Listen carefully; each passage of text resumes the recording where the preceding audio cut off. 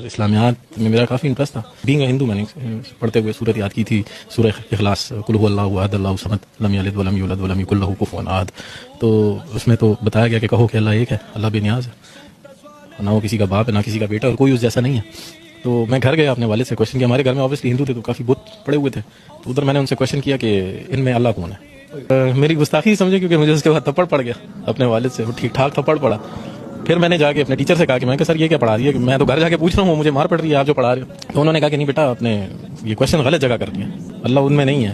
Sir मैं तो अल्लाह ढूंढ रहा हूँ, जो आपने पढ़ा है उसको ढूंढ रहा हूँ। जब मैं मैट्रिक में चला गया तब मतलब मैं इस्लामियात में इतना तेज हो गया था कि मेरे जो क्लास फेलोज थे मुझसे सूरतों के आयतों के तर्जुमे पूछे थे पेपर के अंदर, ऑलमोस्ट 2-3 को तो मैंने खुद ही पेपर भी करवा दिया था।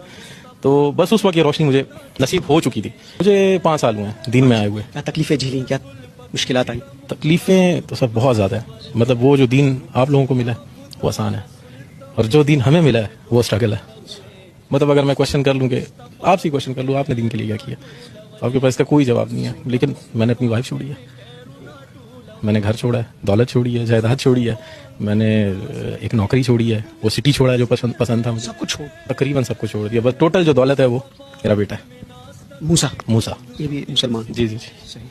तकरीबन ये हमारी कुछ अर्सा पहले हमारे घर पे कुछ एक फैमिली आई थी, मुस्लिम फैमिली थी, जानने वाले, तो वो यहाँ से लड़के गए थे। मतलब मेरा सर भी फटा था उसके अंदर, और फिर उल्टा हमें मार के और जाके हम पे रिपोर्ट कर दी। तो दिल दुख गया? दिल बहुत दुख गया था सर, बहुत दुखा था। बस उस रात में अल्लाह माफ़ करे, अल्लाह से गिला करके सोया था कि या अल्लाह, मतलब तूने तेरे रास्ते पे आए हैं और तूने इस तरह हमें ज़लीलो ख्वार छोड़ा हुआ है। तकरीबन फजर के वक्त हम नमाज के लिए उठते हैं, तो मैं नमाज के लिए उठूँ तो सामने एक तेज़ रोशनी है मेरे बिल्कुल सामने, उस तेज़ रोशनी में जो है वो सरकार दो आलम खड़े हुए हैं, तशरीफ वहाँ पे खड़े हैं, और मुझे उन्होंने आवाज़ दी, उन्हें सलाम किया।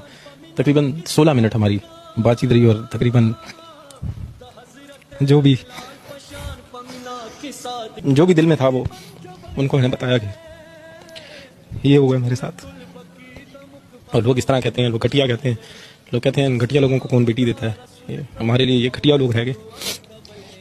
सारी बातें हुई तकरीबन 16 मिनट। आखिरी जो बात थी, उन्होंने कहा कि तुमसे अब अगली मुलाकात मदीने में होगी, और तुमने दुनिया की मेहमान नवाजी देखी है तो मेरी मेहमान नवाजी देखो, आओ मदीना आओ। तो मैं सोचता था कैसे जाऊँगा, ठीक है पासपोर्ट था मेरा बना हुआ था, लेकिन उस पर नाम पुराना था अमित कुमार, उस पर मॉडिफिकेशन करानी थी। तो मैं गया हूँ और पासपोर्ट भी बना, वीज़ा भी लगा, और मैं 3 दिन बाद मदीना में था। पहुंच गए? जी पहुँच गया। 3 दिन बाद मैं मस्जिद नबवी में था।